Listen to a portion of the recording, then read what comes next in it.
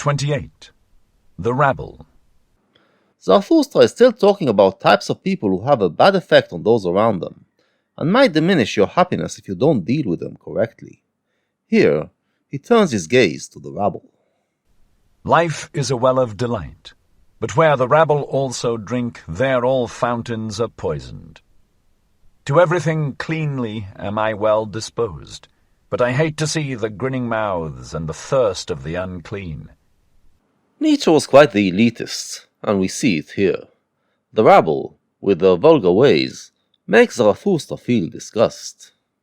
They cast their eye down into the fountain, and now glanceth up to me their odious smile out of the fountain. The holy water have they poisoned with their lustfulness, and when they called their filthy dreams delight, then poisoned they also the words. Indignant becometh the flame when they put their damp hearts to the fire. The spirit itself bubbleth and smoketh when the rabble approach the fire. Mawkish and over-mellow becometh the fruit in their hands. Unsteady and withered at the top doth their look make the fruit tree. Christianity teaches that earthly life is miserable. Zarathustra wishes to turn this perception on its head. Life is a well of delight, he said in the beginning of this discourse. Earthly life is joyful, and you need nothing more. So how come most of us don't experience it like that? Because we don't live it in its purity, and to its fullest. In a recent discourse, he blamed the Christian priests for teaching us to repress the inner powers that can get us to experience life in its fullest. But they are not the only ones to blame. The rabble actually don't pay much attention to the priests, and they want to drink from that well of delight that is life. But they do it in such a base and vulgar way that they end up contaminating the water. He uses more metaphors to describe life, comparing it to fire and to a fruitful tree, and they all say the same thing. The rabble destroy the purity of the experience that is earthly human life, because they direct their inner powers in crude directions. And many a one who hath turned away from life hath only turned away from the rabble. He hated to share with them fountain, flame, and fruit. And many a one who hath gone into the wilderness and suffered thirst with beasts of prey disliked only to sit at the cistern with filthy camel-drivers. And many a one who hath come along as a destroyer and as a hailstorm to all cornfields wanted merely to put his foot into the jaws of the rabble and thus stop their throat. It is the rabble that made a lot of good people turn their back on life. They see the rabble indulge in base pleasures, and they mistakenly believe that this is what it means to enjoy life. Zarathustra sympathizes with those who turn their back on life because of it, but it points out that it led them to be even worse. They detach themselves from the source of joy, and end up as destroyers who want to burn it all down. Instead, they should realize that there is a better way to experience life, one that is refined and joyful. And it is not the mouthful which hath most choked me, to know that life itself requireth enmity and death and torture crosses. But I asked once, and suffocated almost with my question, what? Is the rabble also necessary for life? Are poisoned fountains necessary, and stinking fires, and filthy dreams, and maggots in the bread of life? Zarathustra is willing to accept that earthly life, as good as it is, also contains a lot of bad things, like suffering and death. He is willing to live with that, because he believes it is necessary for experiencing joy. But the thing that he cannot stomach is the existence of the rabble. He wonders if they, too, are an integral part of human life, or is it possible that humanity can evolve to a point where they no longer exist? As we shall later see, this question will become key to his philosophical journey. Not my hatred, but my loathing gnawed hungrily at my life. Oft times became I weary of spirit, when I found even the rabble spiritual. And on the rulers turned I my back, when I saw what they now call ruling, to traffic and bargain for power with the rabble. In the meantime, anyway, the rabble do exist, and they dampen his experience. He finds it hard to enjoy things when he finds that the rabble are part of them as well. And he is depressed that now, with the rise of democracy, the rabble also take part in determining the rules. Amongst peoples of a strange language did I dwell, with stopped ears, so that the language of their trafficking might remain strange unto me, and their bargaining for power. And holding my nose, I went morosely through all yesterdays and todays, verily badly smell all yesterdays and todays of the scribbling rabble. Like a cripple become deaf and blind and dumb, thus have I lived long, that I might not live with the power rabble, the scribe rabble, and the pleasure rabble.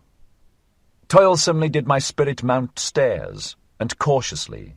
Arms of delight were its refreshment. On the staff did life creep along with the blind one. Here he describes all the ways he tried to avoid the rabble.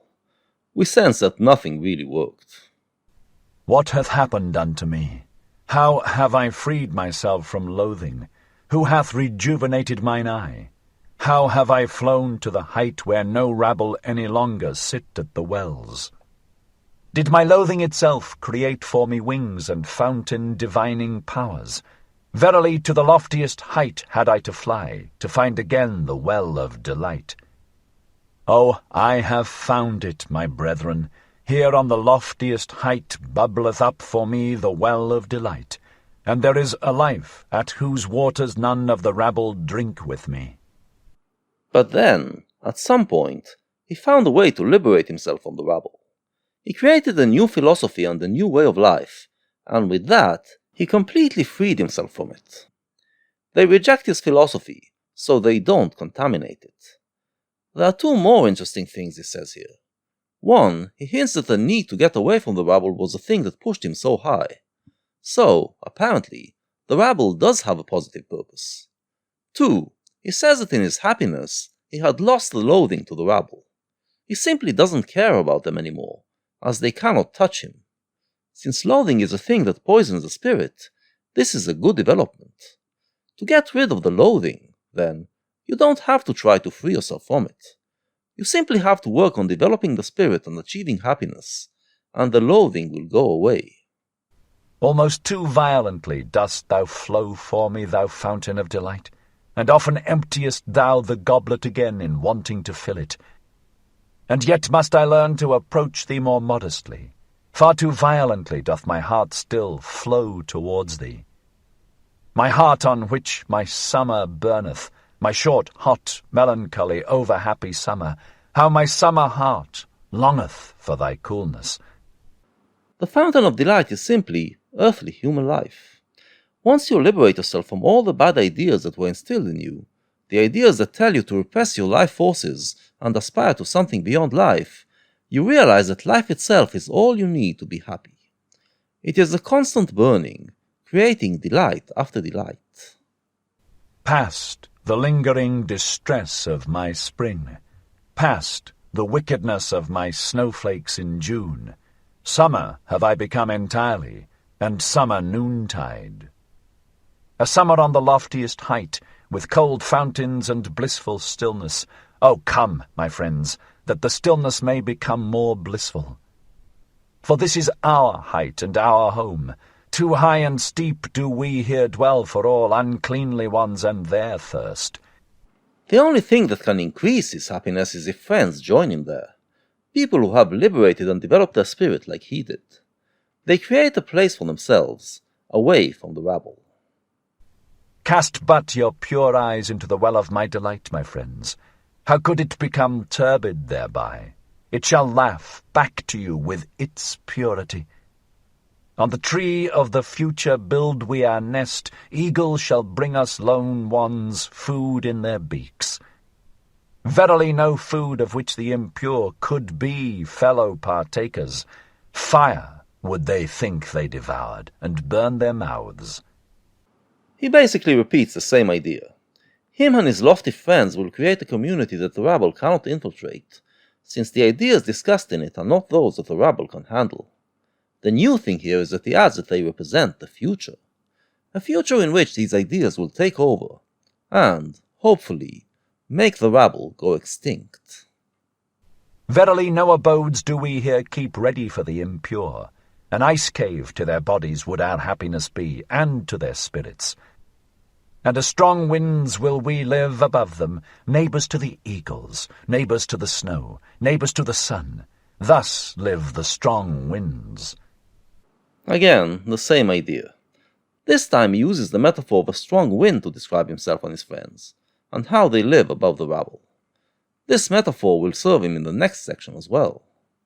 And like a wind will I one day blow amongst them, and with my spirit take the breath from their spirit. Thus willeth my future.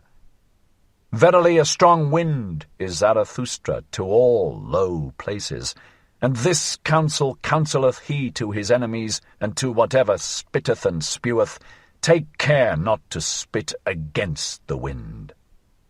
Thus spake Zarathustra. One day in the future, he, or his successors, will come like the wind and blow away the rabble. In the meantime, they spit on him. But since he is a strong wind, their spittle doesn't cover him. They are only harming themselves.